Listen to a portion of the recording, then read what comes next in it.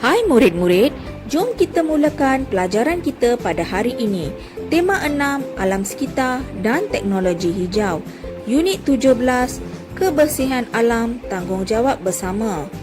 Objektif pembelajaran kita pada hari ini ialah cikgu berharap murid-murid dapat membina ayat penyata berdasarkan bahan. Sekarang, murid-murid boleh buka buku teks jilid 2, muka surat 34. Tajuk Bilik Darjah Mesra Alam. Sekolah Alice telah mengadakan projek landscape mesra alam di dalam bilik darjah. Tolong bawa pokok bunga dari rumah, kata Cikgu Hanom kepada Alice dan rakan-rakannya. Bawa juga barang-barang kita semula. Kita akan mewujudkan landscape yang paling cantik, kata Cikgu Hanom untuk memberikan semangat kepada anak-anak muridnya. Gambar nombor 1 telah diberikan ayat penyata, iaitu Alice membawa pokok bunga ke sekolah. Pokok bunga itu ditanam di dalam botol. Komala pula membawa pokok bunga di dalam pasu. Ayat penyata bagi gambar nombor 2, mereka membawa pokok bunga itu ke sudut belakang bilik darjah. Mereka menyusun pokok bunga di satu sudut. Bagi gambar nombor 3 yang bertanda pensel, murid-murid kena membina 2 ayat penyata di sini. Ayat penyata yang pertama yang telah diberikan ialah di sudut yang lain mereka menyusun 3 buah kotak.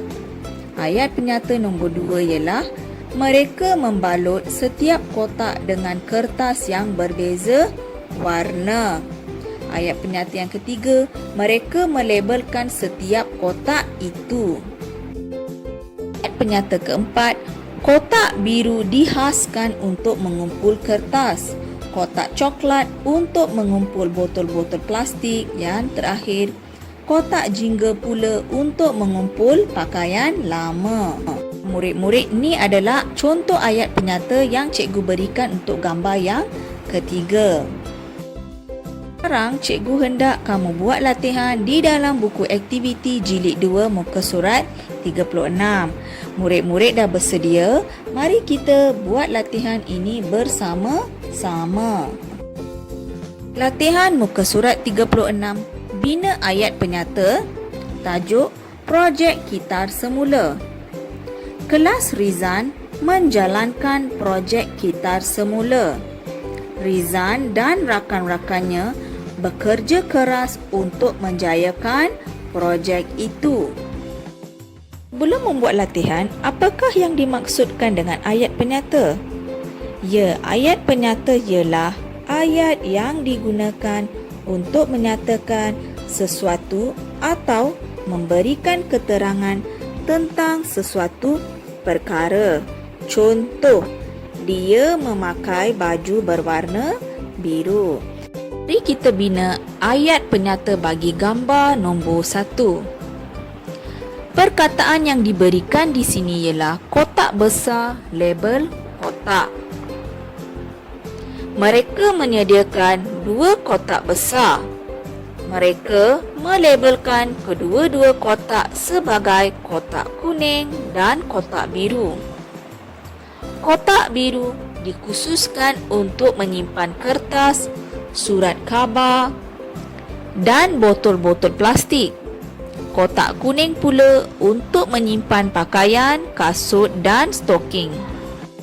Gambar nombor 2, perkataan yang diberikan untuk membina ayat penyata ialah kitar semula dan barang. Ayatnya berikut, Rizan dan rakan-rakannya membawa barang-barang kitar semula dari rumah masing-masing. Mereka mengasingkan barang-barang itu mengikut jenis. Gambar nombor 3, perkataan yang diberikan ialah susun, kemas. Mari kita bina ayat penyata. Mereka menyusun barang-barang yang telah diasingkan dengan kemasnya di dalam kotak yang berlabel. Gambar yang terakhir iaitu gambar nombor 4. Perkataan yang diberikan di sini pemborong jual.